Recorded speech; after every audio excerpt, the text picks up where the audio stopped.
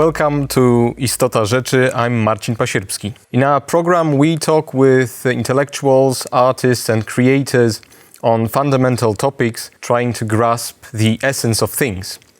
And my today's guest is Professor David Engels, historian and philosopher of history. Hello. Hello, thank you for the invitation. Just a short introduction, David. Since 2018, he is a professor in the Department of Roman History at Free University of Brussels, ULB. The focus of his research interest is on the history of Roman religion, the Seleucid state, comparative historical research, history of reception, and philosophy of history. Professor Engels is an expert on Oswald Spengler's thought. He is one of the founders of Oswald Spengler Society. Since 2018, he is also a researcher in the Institute for Western Affairs, Instytut Poznański, where he is responsible for issues related to Western intellectual history, as well as European identity and Polish-Western relations. Professor Engels is the author of several books, for instance, Renowację Europy, and the new one, Kefer, in Polish it's Co robić, which is, according to your words, survival guide for lovers of Europe. He is also a publicist and essayist in French, German, as well as Polish magazines. David, the first question. You're Belgian with a deep understanding of French and German culture, philosophy, history, etc. Since 2018, you are also immersed in Polish culture and Polish intellectual life.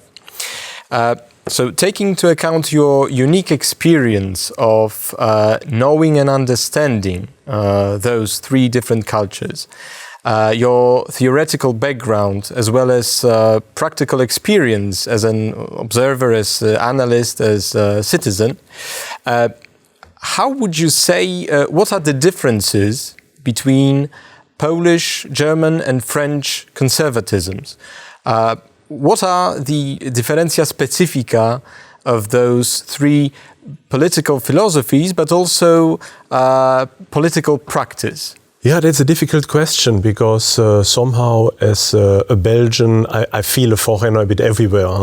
I'm even though I'm German and French speaking, I do not feel being a German or French person. Of course, living here in Poland is also an additional very interesting experience. And of course, if we want to compare French, German, Polish conservatism, we ought to ask, of course, what do we mean by conservatism? Because something that I'm realizing more and more during these last years is the fact that conservatism is all but monolithical. There are so many different streams in conservatism in different countries, but also in Europe, that the comparison is very difficult. Nevertheless, I would say that there are two different strands. On the one hand, we have a, let's say, more liberal conservative and liberal national conservatism in France, in Germany, partly also in Polish, based on things like in France, for example, the idea of the republic, so it's constructed against the ancient regime, the idea of laicity also, which is also constructed, of course, against Christianity, but which is still considered somehow as being conservative. For example, if you look at the Rassemblement National, many people deemed conservative, sometimes even right or far right, are ardent defenders of the valeurs républicaines, of the republic, of laicité, and that kind of thing.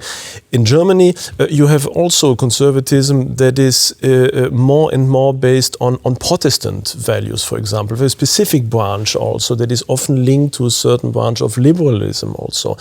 And then, of course, in Poland, even though much less prominent, there is also this, let's say, liberal strand of people like in Confederacja, for example, who are more nearer to Ayn Rand's philosophy of objectivism and that kind of thing. And so, of course, it's very difficult to bring these people together around common values and common ground. Of course, there are values like the Enlightenment, which is shared a bit everywhere. But the problem with these rationalist and liberal values is that on the one hand, yes, they manage to give a new light to universal rights, to human dignity, and so forth. And very often they also really succeeded in surpassing social, spiritual, political injustices in the 18th and 19th century. However, they are constructed also to the same amount, the same part, I would say, on the deconstruction of European tradition. So they are very often directed against the Christian underpinning of our family. They also have a very liberal view very often on family and so forth. And so even though they often consider themselves as being conservatives and opposed to cancel culture, to cultural Marxism and so forth, nevertheless, they do not dare to go back to tradition, but rather want to conserve artificially a certain state of society like we had it in Western Europe in the 1980s, something like that. That is their conservatism. They want to go back to that. So they fight, for example, also the risk of Islamization of Europe, not in the name of Christianity, but rather in the name of free values and free evolution for everyone as he wishes it, without any form of restriction from a religious point of view. So that's the liberal strand, and it's difficult to bring these people together. There's another strand, and I think this is a strand I see much more present in Poland, and Hungary also, many, let's say, Eastern countries within the European Union. And this orientation is rather based on Europe's Christian tradition. So it doesn't start with Enlightenment or the 18th century, but it embraces also the Middle Ages. It sees that Christianity, that our very specific Western view of the family, that our realization that Europe is not just a continent, but a civilization that deeply belongs together since the adventure of the Carolingian period is also important. And so these people, of course, throughout Europe are much more compatible. And I have to say that also the number of people trying to base a certain form of patriotism on these shared historical values is growing more and more in France, in Germany perhaps a little bit less, in Poland as well as in Hungary. This, let's say, more historical, more traditionalist approach towards identity is very present in the political sphere. That is one of the reasons why I'm quite happy also to live here in Poland, as such a position which, as I said, in Germany, even in Belgium, is very in the minority, is quite present here in Poland. So this impression that there is something more than just liberal values and a nation state, but that there is something like a Western civilization we are part of, but which we need to defend, and that this Western civilization is inseparable from Christian transcendence, from Christian view on family, on politics, on social ethics, and so forth. So there is a huge variety of different people terming themselves or considering themselves as conservatives, and that is also why it is so difficult to somehow bring them together to a mutual understanding. Even more so as, of course, there are still many, let's say, historical political resentments everywhere. In Poland, obviously, towards Germany, towards Russia, which is absolutely understandable given the history of the last centuries, but also in Germany, the war trauma, which is very present, and also in France, where there is still this impression that the Napoleonian Empire, or that the France of Louis XIV is still something people are nostalgic about. And so bringing these different national identities and often national mutual resentments together is a huge task, but a task that is absolutely necessary if Europe wants to protect its civilization during this and the next centuries. Speaking of Western tradition and Western identity, you are promoting the idea or the concept of Hesperialism. This notion is not very or commonly known in Polish intellectual life. Could you explain what Hesperialism is? Yeah, with pleasure. Of course, the term, the notion of Hesperialism itself refers to the Greek word Hesperos. That is the reference to the utmost west of the known world. So it's a term that I have coined in opposition to things like Europeanism, which is often considered as some uncritical fan club attitude towards the European Union, or Westernism or Occidentalism as opposed to Orientalism. I didn't want to use these terms, which are already well known, so I coined the term Hesperialism. And the meaning is double. On the one hand, the first main idea is that of a cultural and political European patriotism. That is this idea that that Europe needs to be united in the 21st century in order to oppose the threat of Russia, of China, of Muslim fundamentalism, of mass migration from Africa, and so forth. Europe needs somehow to work together tightly in order to survive. The conditions of the 19th century, where Europe was just divided into a very small number of huge nation states, like Austria-Hungary, which wasn't a nation state, but I mean as a big state or empire, or the German Empire, or France, or Italy. This time, when there was just a restricted number of states which had a huge demographic and technological advance in comparison to the rest of the world, and who dominated entirely Africa and Asia, this time is long gone. In the 19th century, the nation state, or this form of statehood, could be considered as being sufficient in order to protect European civilization and to make it blossom.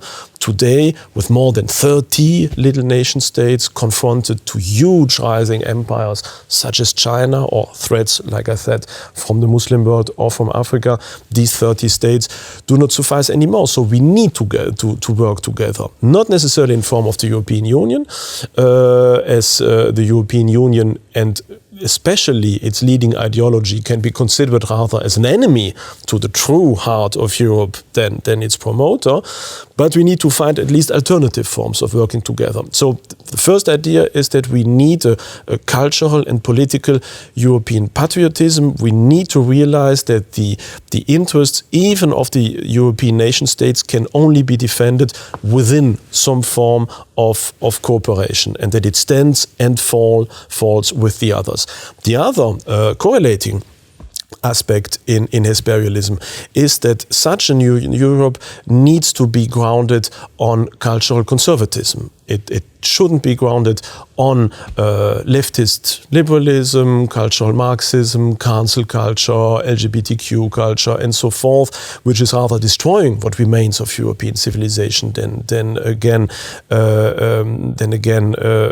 stabilizing it. We need rather to go back to our roots, to rediscover our past, which is still shaping our identity, and we need to develop a positive and a constructive relationship to Christian morality, to traditional family, to the social teaching also of the church. All these elements which have shaped European history for centuries and centuries, and which we are just throwing overboard for the moment, need to be reintegrated again and need to be used again as a foundation for European unification. Without them, Europe doesn't have any future. Without a traditionalist and let's say constructively conservative approach towards what it means to be European, Europe is deemed to be destroyed. And that is exactly what is happening. So that was one of the aim of the two books you also alluded to in your introduction. So we tried to present this idea of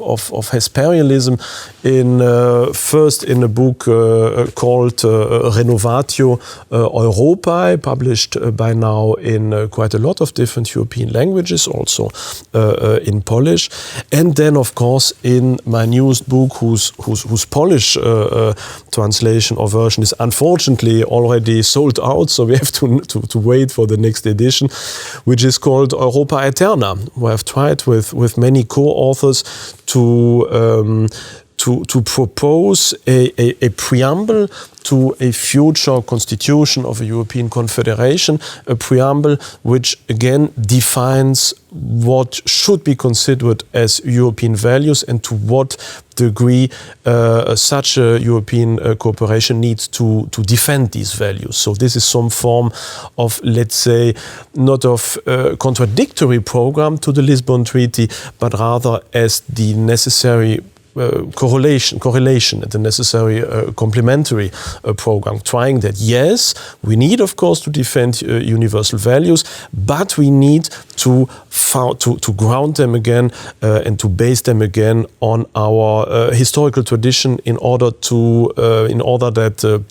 quite vague terms like democracy, equality, rule of law have a sense. But because without any form of transcendent and historical anchoring, these terms can be interpreted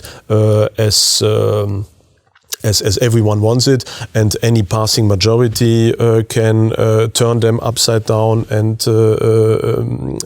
turn them into the exact contrary, which is what is happening for the moment within the European Parliament, unfortunately. I would say you have presented the tragic alternative that if Europe if Europe does not stick to the rules and values, to the transcendent anchoring and so on, then it will not survive. So my question is, if it's not a utopian way of thinking to try to restore the Europe that has already gone due to technological changes, due to economic, mental changes, that actually we are not able to restore the order that has already passed. Don't you think it's a way, a utopian way of thinking, which is actually not very conservative? Because, as we know, conservatives are very skeptical of such a utopian way of thinking. So how would you respond to that question? Yeah, that's absolutely a justified question. I would say on the first hand that we do not have any other choice. If we are really convinced about our values, if we are convinced that Europe stands or falls with its Christian identity finally and its constructive attitude towards its history, then we need to defend these ideals, even if we know that they do not have any future. So we do not have any alternative. It's our duty to defend them. Even if we know that we will finally even go under because of that, then sometimes it's better to go under with good ideals than survive but while selling your own soul. So I would say that there isn't any alternative to that.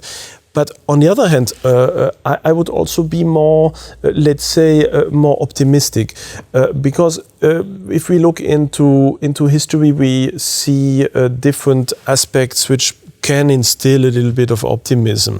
We see, for example, many nations which have managed during their histories to reinvent and recreate themselves out of their historical past. Poland is a magnificent example, for example, of a nation that has managed during these last 200-300 years to reinvent itself again and again, while many people said, no, the idea of a Polish nation state is not valid anymore, be happy to be under Prussian or Austrian or Prussian administration and so forth.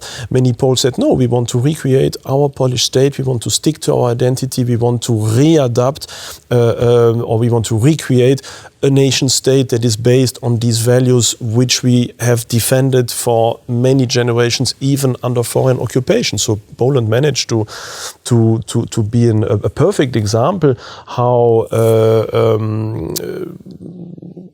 recreating one's identity and one's political solidarity out of pure, let's say, pure love to one's past and one's clinging to tradition is possible. Think also about China. There are things like Confucianism in China, which time and again for hundreds, if not thousands of years have been rediscovered again and again in order to to base this state again on its own history, on its own tradition. And even after the Cultural Revolution of Mao, when it seemed that the ancient culture of China was definitely destroyed once and for all, we see that now, barely 50 years later, some form of cultural conservatism is absolutely possible, and is even now defended by the so-called Communist Party, which wants to, once again, to tie itself back to the age-old cultural traditions of China. So these are examples that show that we shouldn't think that Christianity, Christian values, cultural traditionalism is dead once and for all. The other approach would be more based on cultural comparativism. You already alluded that I'm deeply interested in Oswald Spengler, Toynbee also, Hegel, Vico. So all thinkers that try to parallelize different civilizations in order to show that there are parallel mechanics and dynamics that underpin all these civilizations and that make it possible also to somehow predict their future evolution. Because if you see that 10 or 20 civilizations in the past have a similar evolution, then there is a certain probability that the 21st or 15th or whatever will behave in a quite similar way. And looking at past history, we see that all civilizations towards their end go through a phase of deep identity crisis that is then finally surpassed by some form of conservative revolution, of tying politics back not to the history of the last 20 or 30 or 40 or 50 years, but going back to the beginning. That is, for example, exactly what Augustus did when he founded the Roman Principate, that he tried to say, okay, well, the Republic, the Senatorial Republic is dead. Now we need to go back to the founding period of Rome, to the founding period of the Roman Republic. We see similar events also when the Chinese Qin and Han Empire were founded, when the Sasanians under Khosroes, for example, refounded their empire, and so forth. You can look at all civilizations. Towards the end, there is this wish to tie history back to the beginning and to create, perhaps artificially, but still responding to a deep longing, to tie it back to its origin and to recreate somehow tradition, sometimes even very creatively, and to adapt it, of course, to the political and also technological necessities of the present. And so that is why I sometimes speak also about a Carolingian revolution or Carolingian reform that could be needed for Europe in order once again to go back to the spirit of its founding years and its founding period in order to reinvent itself and take example of sometimes very ancestral institutions in order to find new solutions how to bypass this dead end into which the European Union seems to have led us. So this vision that you are presenting, which corresponds with Hegel's, Toynbee's, Spengler's view, is based on certain anthropology. This anthropology assumes that people need to have some fundamental values, and it's not possible actually to live in some kind of vacuum, nihilistic vacuum without any axiology and so on. So only if we accept such anthropology, which by the way we think it's true, and conservatives do agree that it's an adequate vision of human nature, we can say and we can predict the future in a dynamics you have presented. If we, for example, assume different anthropology, more, let's say, progressive, or, the one that left is trying to promote, then they probably will not agree with such, vision of history, okay? So what they do is they assume that, let's say, positive anthropology, and in this kind of vision, the history will look definitely differently. So I think that the first condition of such vision, to say it's true, is to accept some fundamental anthropological assumptions. And if we do not accept it, then this vision probably will not accept that it's true, right? Mm-hmm. Yeah, absolutely. Even though this modern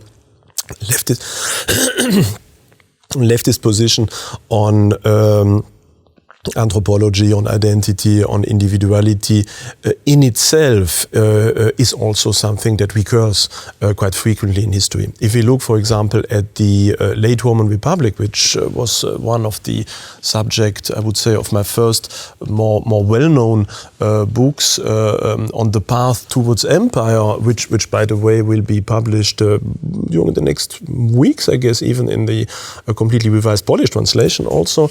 In this book, I tried to show how the present identity crisis of the West broadly resembles the one that the late Roman Republic in the 1st century BC also had to pass through. So things like radical individualism, like the disinterest in religion and the decline of traditional religion coupled with some form of materialism and radical individualism and hedonism is also something we see in the 1st century.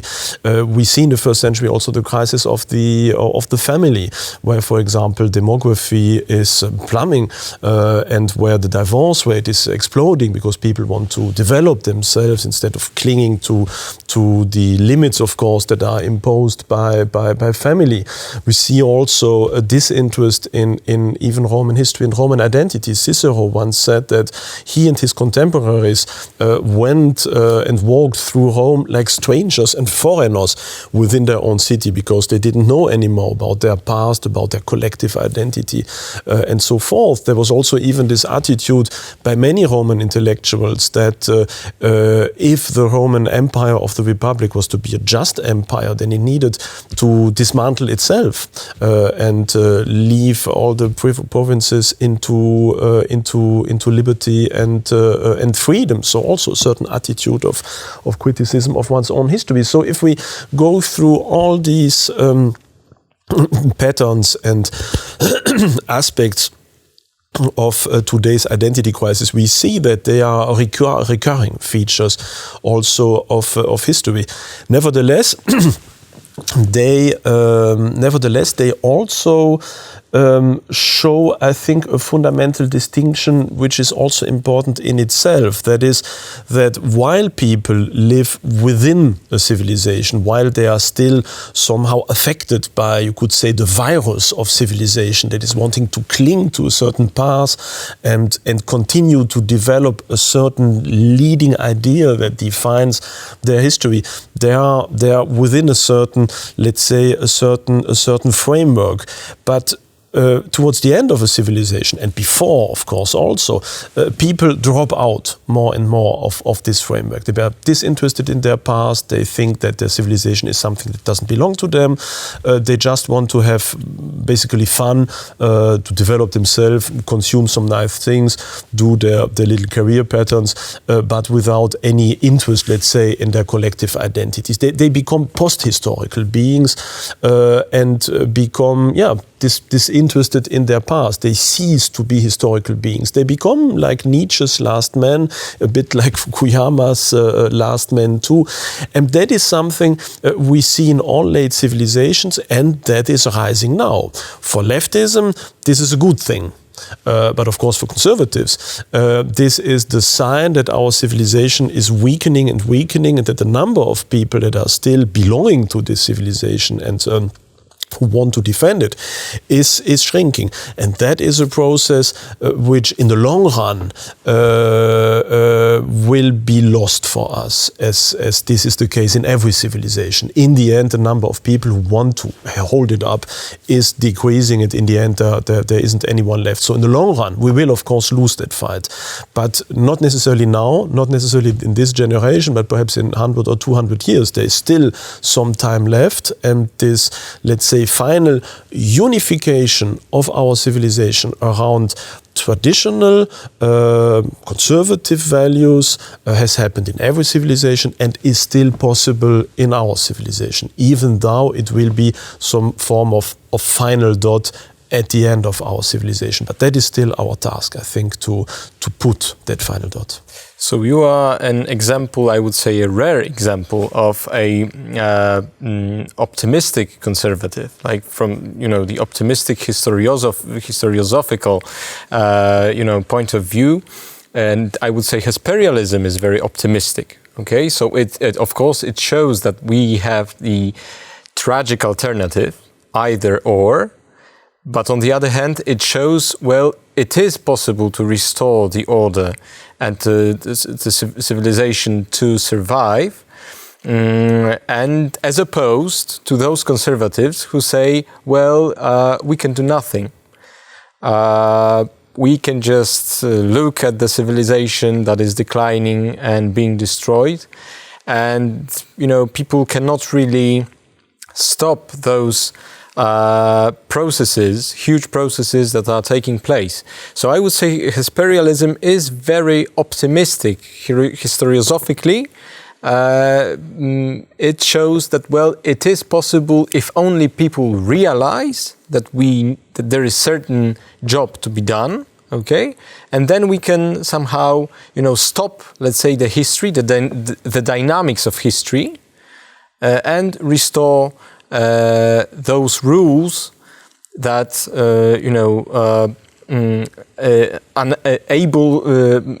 make civilization able to survive. Mm-hmm. So how would you say, is it really a very optimistic view, or do you define yourself as an optimist or rather pessimist? Because I would say you're very optimistic. Perhaps the best term would be heroical pessimism. Oh, because, okay. because in the end, of course, our civilization is doomed. All civilizations die sooner or later. We are also more or less at the end of our civilization. So there won't be a new renaissance. There won't be any possibility to again go back to the 15th or 10th or 18th century or whatever and reinvent ourselves totally. So we are towards the end. We are, if we want to use the analogy of the human body, we are in our old age. But still, that doesn't mean that we have to kill ourselves just because we know that we are mortal. All human beings are mortal, and still we manage to survive. And it's not that when we are 40 or 50 that we say, well, now we will soon die, so just let's make suicide. People rather than try to think, what can we do with the biologically sometimes reduced possibilities we still have, and with the impending death, how can we still make some sense of it? And that is more or less the model I would like to promote. And based on, of course, on cultural comparativism, it shows that the last word is not yet said, and that it is up to us to shape this last word and to be sure that it is at least said with some dignity and with some, let's say, courage and pride of our own historical past than with whimper, which is what is happening for the moment. Of course, there's the political side, the one I tried to show with Hesperialism, but also we know that during the next 10, 20 years, the possibility of such a, let's say, final restoration is limited. We are now entering a period of great crisis, great political crisis, economic crisis, cultural crisis, and this will be a long fight. Some countries, like I hope Poland, will perhaps manage to remain somehow on the more culturally conservative and patriotic sides. Others may tumble into disaster, perhaps even some form of civil unrest, perhaps even civil war, as President Macron said some years ago about France. And so it is all important that people, even in a situation where they know that they do not have any immediate chance of political success, nevertheless cling to their ideals and adapt them to modernity and remain somehow proud of their history and loyal also to their past, which is why I wrote this recently, this book called Que faire. You spoke about it in the intro. It has just been published some days ago in Polish under the title Co robić, with a title design which I have to admit is not mine and which is probably not what I would have liked to have chosen, but which shows, of course, the basic idea that we need to defend ourselves against the risk of an inner dissolution of our civilization. And even in the case where there is no immediate political future, we need still to live in our daily life an exemplary form of conservative, traditional, but still constructive existence. And how that could look like, that is what I've tried to show in these 24 chapters. But they are, of course, much more addressed, I would say, to a French or German audience than to a Polish audience, where many of these risks are not yet that present than in Western Europe. But at least it may serve as some form of apotropaic let's say, message, helping perhaps also the Polish public to see where history might be heading for them if they do not remain loyal to their own identity, to their own values, to their own history. I would like to ask you about the notion you often write about, namely oikophobia. Mm-hmm. Could you explain the intellectual roots of this typically Western phenomenon, and why it's so dangerous for civilization as, something that comes from inside and not from outside? Absolutely. As you said, the main danger for the survival of the Western civilization doesn't come from outside.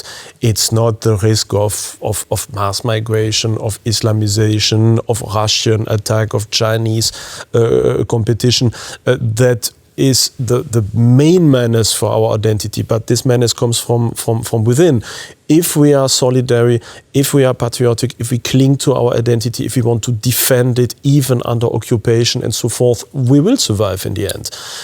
But if we dissolve our identity, if we start to hate our innermost being, if we want just to drop out of Western civilization or even launch ourselves into the arms of other civilizations, like many people who now become either Muslim or who are Russophile and who would like to be occupied by Putin, and there are more and more people in France and Germany who think like that, then of course the battle is lost.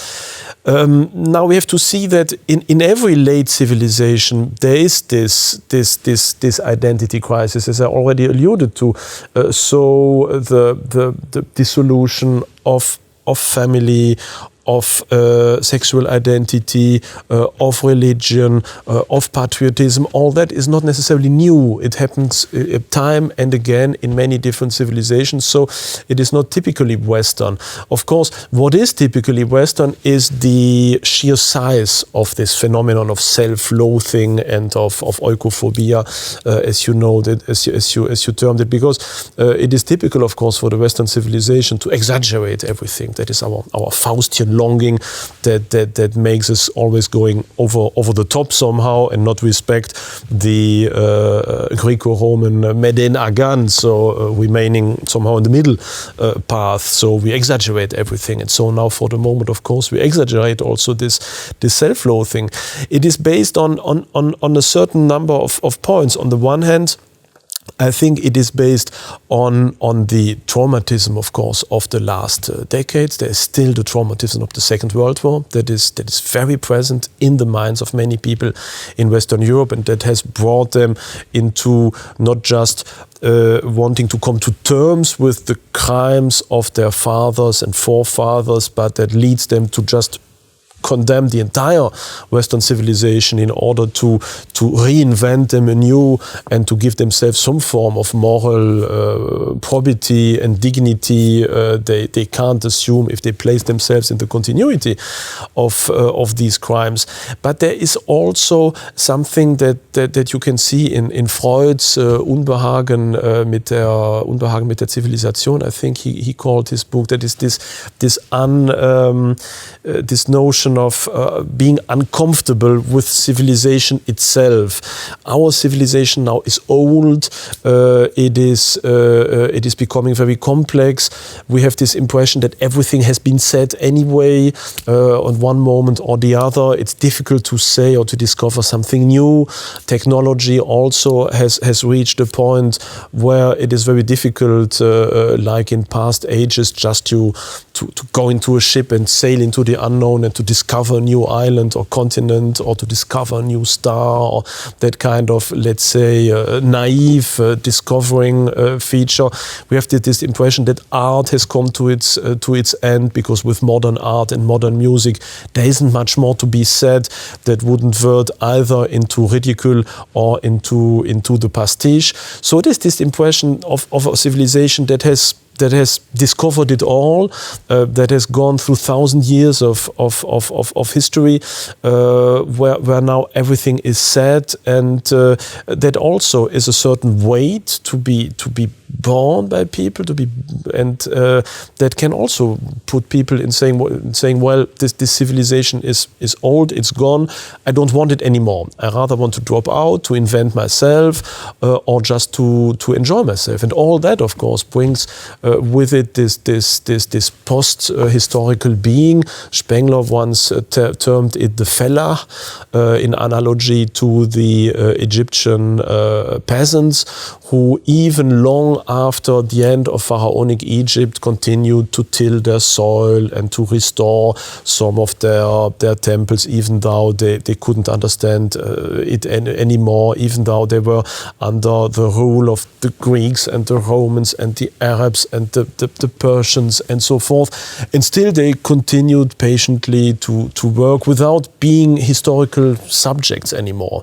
And that is what is happening now. People are becoming post-historical beings. They reject their civilization on different grounds, and they just want to have their peace and not to be confronted with this immense heritage that can be indeed extremely heavy on the shoulders of someone who recognizes, of course, the responsibility that comes with it. Speaking of Spengler, because you are a well-known expert of when it comes to Spengler's thought, I would like to ask you, and you partly answered already this question, where do you agree with Spengler? And this part, let's say, we already know.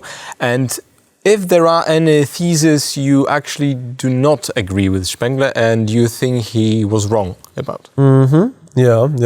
So as you said, the general idea that Spengler puts forth in the decline of the West is this the double idea that civilizations behave in a parallel way and that the West arrives more or less at the end of its evolution. I think both ideas are absolutely valid, and by the way, they are not absolutely new. There are many people who said that in the 19th, in the 20th century. Even in classical antiquity, people had partly the same idea and tried to show how civilizations or cities behaved in analogy to the human bodies, and that their present, for example, the late Roman Republic, was already the old age of classical antiquity. So many of Spengler's basic insights are not new. They belong to a very old tradition. What is new in Spengler is the detail with which he tried to overcome the limitation of this comparison on the modern West and classical antiquity,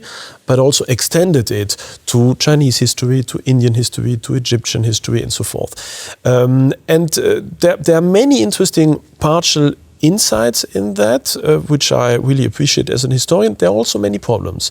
Tried in some of my recent books also on Spengler to sketch how his vision of, for example, Iranian history, partly also of Chinese history, and so forth, need to be re-evaluated and need to be corrected in details. Not when it comes to the general idea, but there are many details and the precise location of these historical phases which he delineates, which are, I think, incorrect. That is one point where I differ in details with Spengler. I also assume more civilizations than Spengler. He surmised the existence of 8 civilizations. I see rather 15.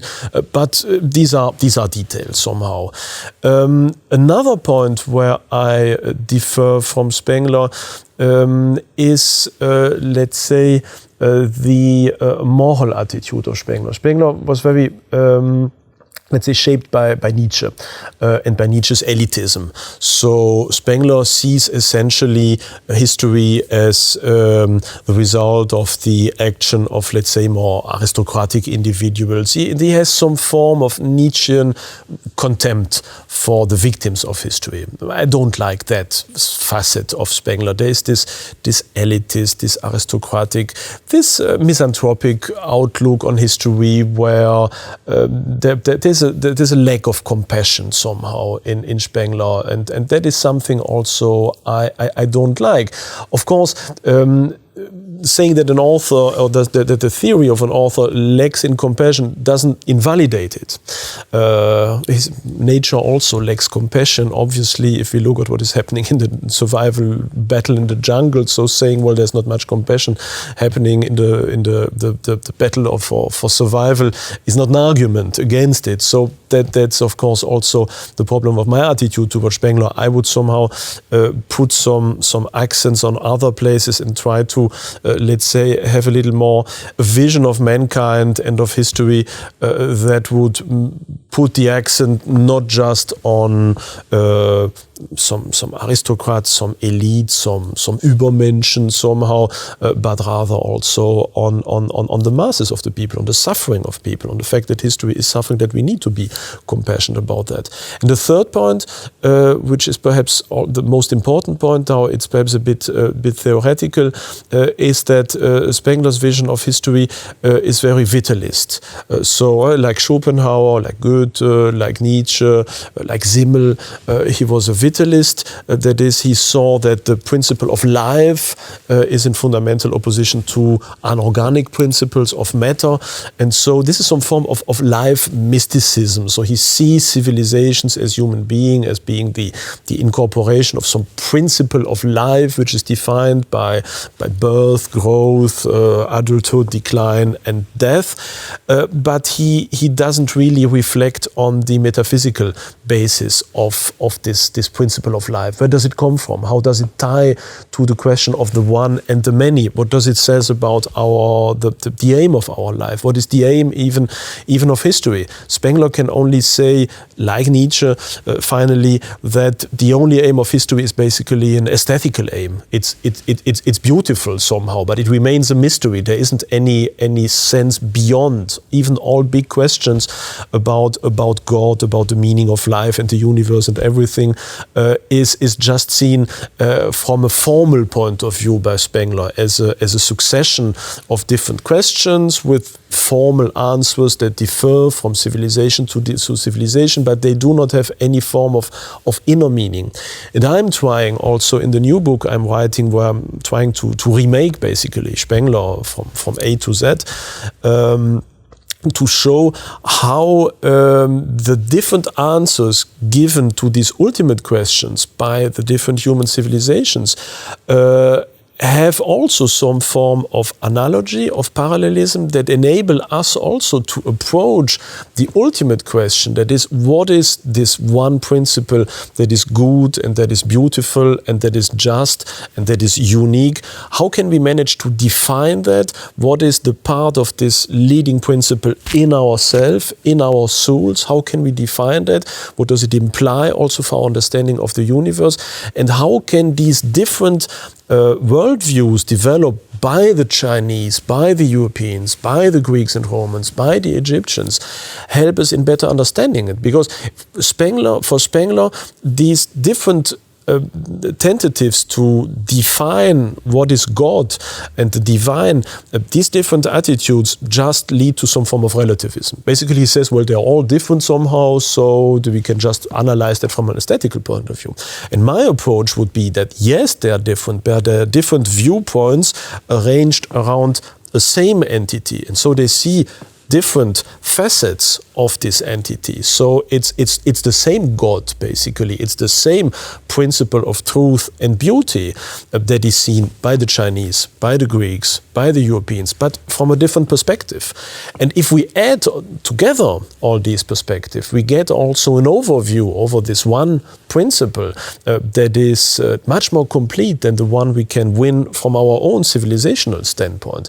And so, as a result of such a comparative morphology of history, we can also develop some form of philosophy, not just of history, but also even a philosophy as such, as we can aggregate all the different responses given by the different civilizations. We can show how their dynamics function, and so somehow distill, you could say, synthesize also much more complete answers to these questions. That is something that Spengler didn't do. He remained somehow at the brink, let's say, of this more philosophical, perhaps transcendent questioning, and I tried to use rather the Spenglerian method as a potential stepping stones for such more philosophical answers. Would you agree with my proposition for conclusion of our today's talk, that even though the history is somehow determined, it has certain phases that simply